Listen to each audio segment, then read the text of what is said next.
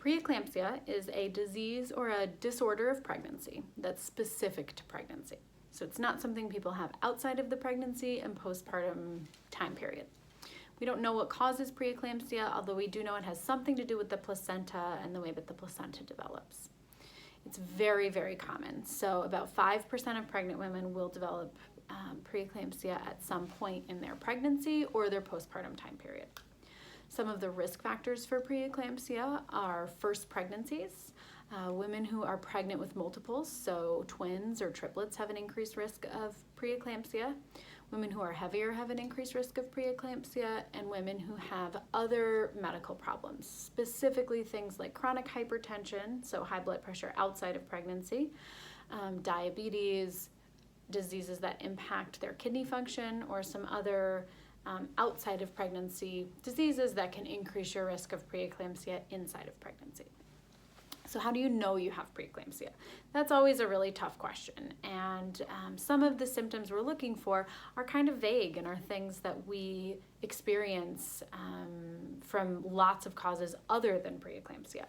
But the big things we look for are if someone was to have a headache that is not going away with the normal conservative things they would typically do. So rest, water, Tylenol, it's just not going away, and it's not like typical headaches you've had in the past. That would be something that's potentially concerning. Changes in your vision, specifically spots, blurry spots and black spots that you're not able to blink and make go away. That's something that we would want to check someone out for. And then the other thing is also kind of a vague symptom, but upper abdominal pain, specifically right upper pain, kind of under your ribs and under your breastbone, is potentially something that could be concerning. Now that's particularly difficult in pregnancy because heartburn and reflux are really common in pregnancy, and that's often where that feels too. But if these are things that people begin experiencing, especially people who are at higher risk or are already being watched for concerns, it's something you should certainly let us know.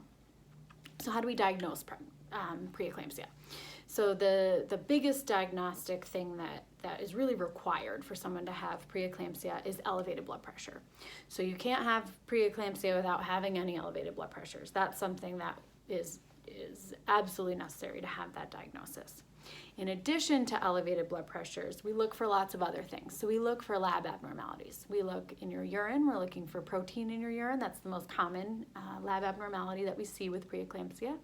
And we're also looking for abnormalities in the blood, things that tell us about liver function and kidney function and the function of some of the clotting pathways that your body naturally has. If there are abnormalities within those labs combined with high blood pressures, that's how we end up with a diagnosis of preeclampsia.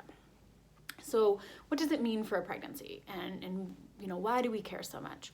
Well, we worry on both mom's side and baby side about different things. So on mom's side, we are certainly concerned about pressures that are really, really high that could cause bleeding or kidney or liver dysfunction. And those are things that we're always monitoring mom for if preeclampsia has been diagnosed.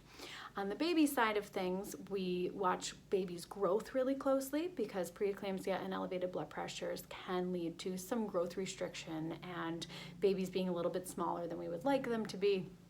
And so we keep an eye on baby's growth and how baby is generally doing. So how much fluid is around the baby? What does baby's heart rate look like? We often do additional heart rate tracings and monitoring of these babies to make sure that they're doing okay in that environment. And then the management part of preeclampsia, what do we do about it? It really is very dependent on the patient. So it depends how far along someone is in their pregnancy, and it depends how severe the preeclampsia is. So for someone who has mild preeclampsia, what we used to call mild preeclampsia, that we call preeclampsia without severe features. So they don't have really, really high pressures and they don't have lots of symptoms and we're not seeing really significant lab abnormalities. Those are patients who we often can do expectant management with, which means that we watch you really closely, but we try to get your pregnancy as far along as possible so that, we get you as far along as we can while keeping you and baby safe. And that's kind of a balance that we're always weighing out to see at what point we really need to move towards delivery. And there are really very basic guidelines that we use to kind of help us make those decisions, and that's something that we individually would talk to a patient about.